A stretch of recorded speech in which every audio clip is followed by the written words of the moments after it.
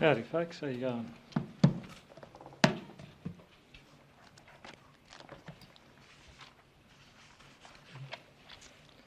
There's an old saying that if goods don't cross borders, soldiers will. It was a French economist, Bastiat, and what he meant is that trade and investment are critical to preventing conflict. I'll address the conflict offshore only to say that nobody is calling on New Zealand to rush to judgment on the rights and wrongs of the situation.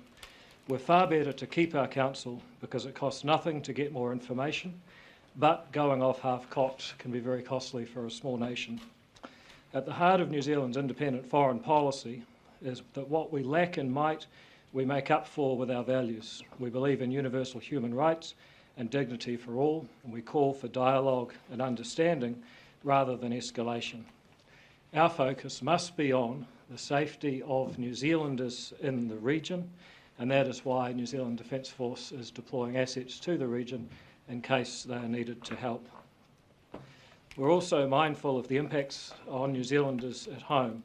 With oil prices rising 25% in the past month, our government's focus on reducing the cost of living and controlling its finances will be as important, if not more important, than ever. You will have seen announcements of the stunning success of the Golden Visa this afternoon. 189 applications in 3 months versus 116 in 2.5 years under the previous policy means a potential of $845 million. Meanwhile, I'm very pleased to announce that Overseas Investment Act consents are now down to 28 days to consent on average, down from 71 days last financial year. 88% of overseas investment consents are now issued within half the statutory timeframe, so in less than 35 days. Tomorrow, Parliament will debate legislation that will bring most consents down to 15 days with a fast-tracked process. New Zealand needs investment. We need it for higher-paying jobs, but also for more affordable futures for all of us. As we see the benefits of an IKEA, a Costco, or perhaps a third supermarket chain, we can see very clearly how foreign investment and connections to the world not only make for a more peaceful world, but also for a more affordable world. With that, happy to take any questions. Have you been given an update on the number of submissions so far to the Regulatory Standards Bill?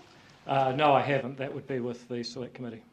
Minister, just ask in regards to the comments that you have made about it costing nothing to give more information and being careful about the sort of message you put out there on international issues. The statement that has come out from Winston Peters in the last half an hour says Iran cannot be allowed to develop nuclear weapons. In that context, we note the United States' decision to undertake targeted attacks aimed at degrading Iran's nuclear capabilities. We also acknowledge the US statement to the UN Security Council that it was acting in collective self-defence consistent with the UN Charter. Is that not a tacit endorsement of what the US did at the weekend in terms of bombing those nuclear facilities? Well, I think the Foreign Minister's comments stand by themselves. Of course, we note the United States' assertion of the legality of their actions. Of course, we believe, like just about every country in the world, that we cannot have a nuclear-armed Iran. That does not mean that we are rushing to form our own judgment on the rights or wrongs or legality of any action. Do you believe that New Zealand is still sitting on the fence on this issue, or have we actually taken a position? And if we have taken a position, which side are we backing? No, we're not sitting on the fence, nor are we rushing to judgment. I believe the world is not sitting there waiting for New Zealand to give its position on the legality of the situation. What people do want to see is de-escalation and dialogue, and most critically for us, the safety of New Zealanders in the region. I've had a recent update that there are now 119 New Zealanders identified in Iran, as more and more New Zealanders identify themselves, and they should continue to do so. Well, you might say that New Zealand might not be rushing to know what it is that the position is.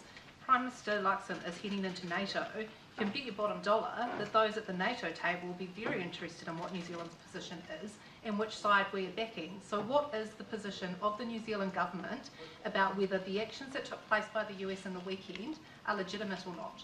And the position of New Zealand is that we're calm and sensible. We don't rush to judgment. We recognise that there is no benefit to rush to judgment. There is a benefit to having independent foreign policy, being an honest broker who waits to have all the facts before rushing to a position. Now, I think it would be, very easy for the New Zealand media to want a definitive position right away. I don't think it's in the interests of New Zealand, or frankly, New Zealand is in the region for us to go off half-cocked. Are you then saying, sorry, Mr. Seymour, are you then saying because Australia's Foreign Minister Penny Wong came out this morning and said that Australia supports the actions that the US has taken, why is it enough for Australia to say that they support the US's actions but not enough for us? Well, that's a question for the Australian government and Penny Wong. Our position is very clear. We acknowledge the events that have occurred. We acknowledge the major problem for Iran, for the region and for the world if there was to be a nuclear-armed Iran. And we also acknowledge what the Americans have said. However, that is different from New Zealand rushing to judgment and forming a position without knowing all of the facts, which at this point we don't have all of the intelligence that other countries may have. In saying that, what do you make of the opposition's response to this? The Labour Party have been very against what the US have done. Te Pāti Māori on a similar vein. Well, speaking of people that don't have all the intelligence, I'd categorise them that way. Minister, Yes. if you say you're wanting to get all the facts together, what information are you waiting for, or what information do you not have currently that you need to be able to make a determination one way or the other? Well, I think first of all we need to verify some of the claims that have been made on both sides, and we also need to understand the effectiveness and the implications of what's occurred. Needless to say, there are things that we don't know, and I don't think that us being in a hurry to make up our mind serves any purpose.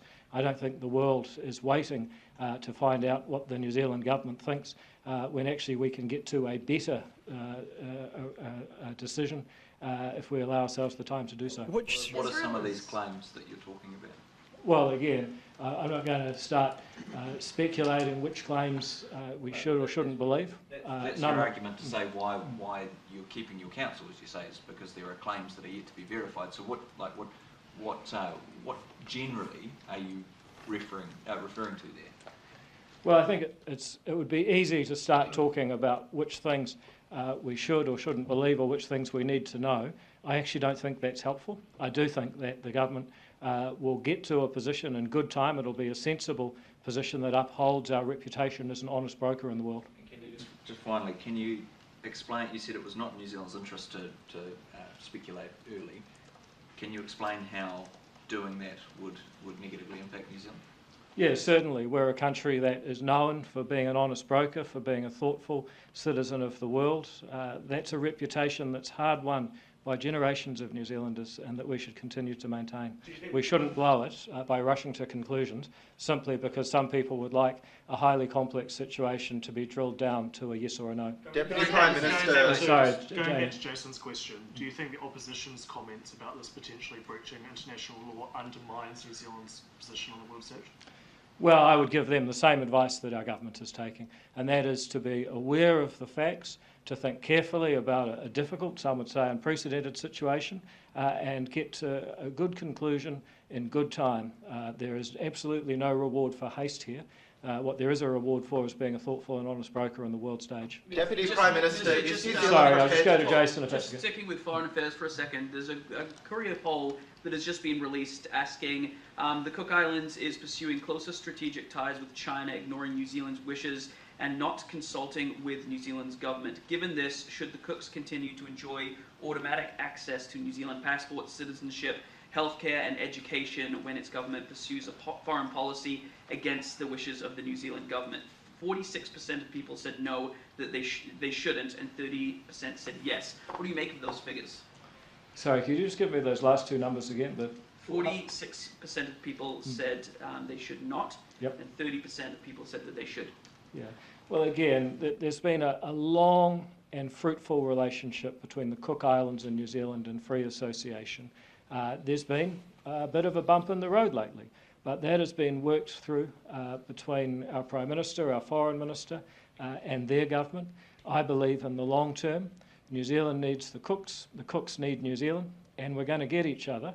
It would be, I think, premature to start pulling out withdrawals of long-held and cherished rights of citizenship and entry between the two countries. Have you got any update about that situation? Have you or any of your ministerial colleagues been talking to anybody from the Cooks about this cooperation agreement with China and New Zealand's level of involvement? Well, only to say that there's ongoing conversations at an officials level, so people from the Ministry of Foreign Affairs and Trade are in continuous contact, and when necessary, our Foreign Minister and our Prime Minister. And can I just ask you about this letter that Tory Whanau has said that she has sent to the Prime Minister, having a bit of a crack at the fact of what she says is, quote, unacceptable behaviour around you targeting people that oppose the regulatory standards bill. She says that it breaches the cabinet manual. Just curious about what your response to that is. So sorry, Tory Whanau is accusing me of inappropriate behaviour. Yeah, I've heard it all. Yeah. There's no such breach. If people want to go out and make completely incorrect statements, then I'm going to get a bit playful and have some fun with them. It's just being playful and having a bit of fun with it? Yeah, absolutely. Just back on... I could say other things about them. I could say that their incorrect statements are deliberate and therefore they're lying. I could say they're incapable of understanding what they're saying. I'm not saying that. I'm being a bit playful, saying the only reason I can think of for all these totally factually incorrect statements about the Regulatory Standards Bill is that there's some sort of sinister syndrome out there. You stand by the statement made by your social media Thank you. team. Did New Zealand have any advance? Sorry, can I go to this gentleman here? Yeah. Did New Zealand have any advance warning of the US's planned strikes on Iran? No, I think it's fair to say that that is something that they would keep very, very close to their chest. So do you stand by your social media team, their comments around Dr. Laking, that he is deranged, the comments that he is making, and that his support of Wānanga? No, because there's been no such comment made. The comment that has been made is that there's some sort of curious syndrome that is causing people to say untrue things. That is derangement. Yes, there's a syndrome, but that doesn't mean that the person's deranged. So you stand by that comment? Yes, but not the way you understand it. Yes, Tom. Just back on Iran, David. We know that the NZDF C-130 plane took off today. Can you provide any updates regarding its timings or any kind of updated plans beyond what the Foreign Minister and Defence Minister said yesterday? No, I have nothing further to add. The plane will make its way there. It will travel with a crew, a total of 81 people. That may sound like a lot, but that's a requirement because you effectively need two crews so they can sleep half the time. They'll be located in the region. Obviously, we're not going to talk too much about that. They'll be available to advance New Zealand's interests, particularly around assisting New Zealand citizens and the citizens of our friends around the world if needed. Are there any kind of numbers that you're able to provide in terms of, I guess, hopes of, numerical value of being able to get Kiwis out of the region? As I said earlier, there's 119 New Zealanders currently registered within Iran, 117 within Israel. That's actually gone up since this morning. As the situation worsens, people are registering with the Ministry of Foreign Affairs and Trade, which we encourage people to do. But obviously, people will have their own circumstances. A person that has stayed there for this long may have compelling reasons for them to stay. We don't judge that, but we're here to assist them because that is the Kiwi spirit. Deputy Prime Minister... Sorry, Julia. Minister, NZ First is drafting legislation that would require the government to only agree to one single commercial settlement with Ngāpuhi. Would ACT support that bill? Well, we'd have to see it first. I mean, needless to say, Ngāpuhi is the most complex settlement that the government will enter into. I'm sure you and I both know that. If they've got an idea, I think all ideas should be welcome at the table because a settlement with Ngāpuhi would be good for the people of that iwi, but also very good for the Northland region and ultimately good for New Zealand because there are so many young people in that region who are so important to New Zealand's future. However, without seeing their proposal, it'll be a bit early to judge. Deputy Prime Minister... Multiple groupings? Sorry, what, Julia, yes. Do you see any benefit in allowing Ngāpuhi to have multiple groupings and settlements if that's what they want? Like allowing them that space to have that rather than using legislation to dictate it? Well, there's lots of possibilities, isn't there? You've got some quite disparate groups. Some even say that Ngāpuhi as an iwi really is an invention from outside the rohe, and that in reality there are many hapu rather than one iwi. And then there are people who say Ngāpuhi really is one iwi. There's a lot of controversy there.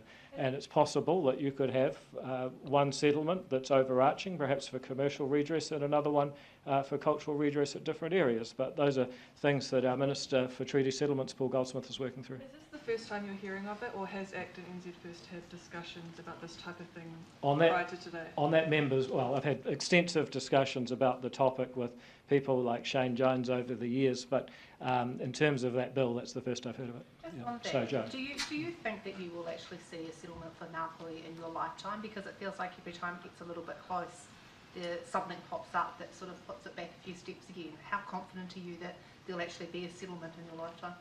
Well, are you taking wages on the settlement or my life expectancy is the first question.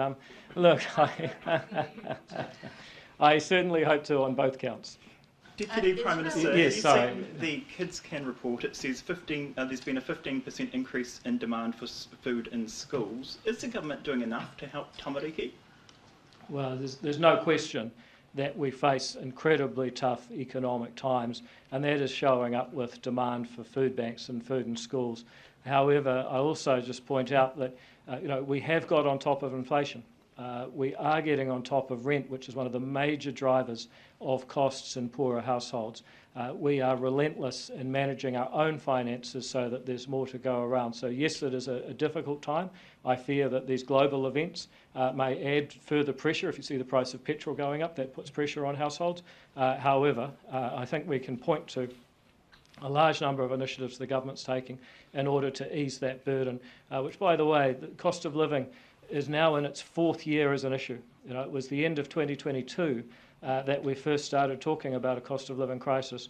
It is still going, but I believe the government can point to significant progress, killing inflation, getting rents to stop going up and even down in some places, giving tax relief and managing our own spending. That report would suggest that 157,000 children are going in material hardship. Have the government's efforts reached the children who need help the most? Well, you've got to remember, we're delivering healthy school lunches for almost 250,000 every school day.